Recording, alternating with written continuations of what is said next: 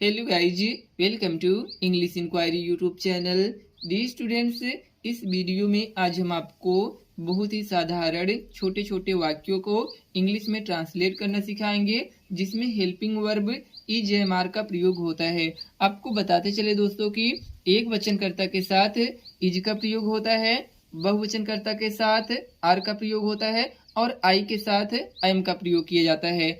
अब चलिए ट्रांसलेट करना सीखते हैं। यहाँ पर एक वाक्य दिया गया है, यह एक आम है। इसे ट्रांसलेट करने के लिए दोस्तों सबसे पहले आप जो है यह की अंग्रेजी लिखेंगे, इसके बाद है की अंग्रेजी लिखेंगे, यानी कि जो है हम हेल्पिंग वर्ब का इस्तेमाल करेंगे। इसके बाद एक की अंग्रेजी लिखेंगे और लास्ट में आम की इंग्लिश लिख लेंगे। तो चलिए करते हैं इसे ट्रांसलेट। तो यह की इंग्लिश क्या होती है? तो दिस मीन्स होता है यह, तो यहाँ पर आप लिख लीजिए दिस। इसके बाद हेल्पिंग वर्ब इज का प्रयोग करेंगे, यानी कि है की इंग्लिश लिखेंगे। तो दिस इज।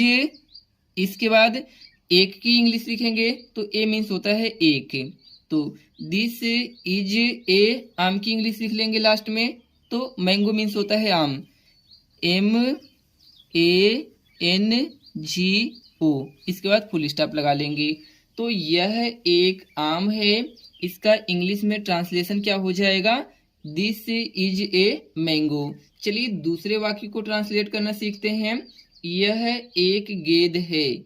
इसे ट्रांसलेट करने के लिए दोस्तों सबसे पहले आपको क्या करना है? यह की इंग्लिश लिखना है, फिर है की, इसके बाद एक की और लास्ट में गेंद की लिख लेना है। जिस तरीके से आपने पहले को ट्रांसलेट किया है उसी तरीके से करना है। तो यह की इंग्लिश क्या होती है? दिस।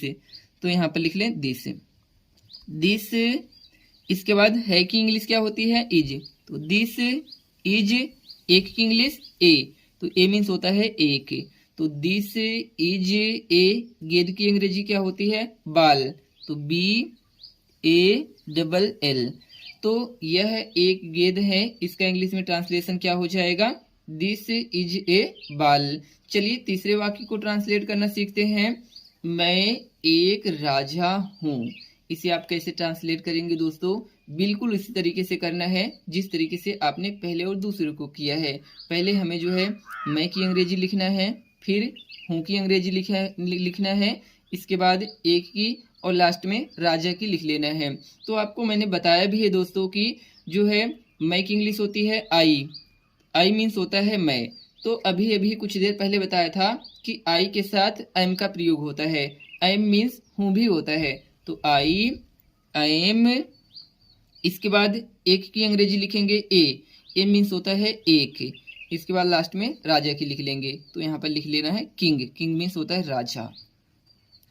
तो मैं एक राजा हूं, इसका इंग्लिश में ट्रांसलेशन हो जाएगा आई एम ए किंग। यहाँ पे फुल स्टॉप लगा लेना है।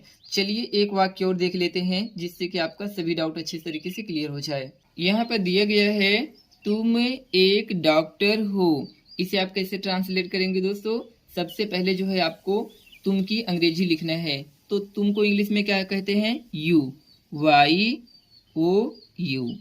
इसके बाद दोस्तों क्या करना है? हो की इंग्लिश लिख लेना है। तो आर मीन्स होता है हो, यानी कि ये भी आपको बताया था बहुवचनकर्ता के साथ आर का प्रयोग किया जाता है।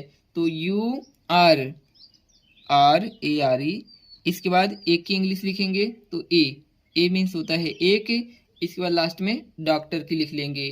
तो URA doctor, DOCTOR, URA doctor. दोस्तों जो तुम है यह बहुवचन है, इसलिए बहुवचनकर्ता के साथ आर का प्रयोग होता है।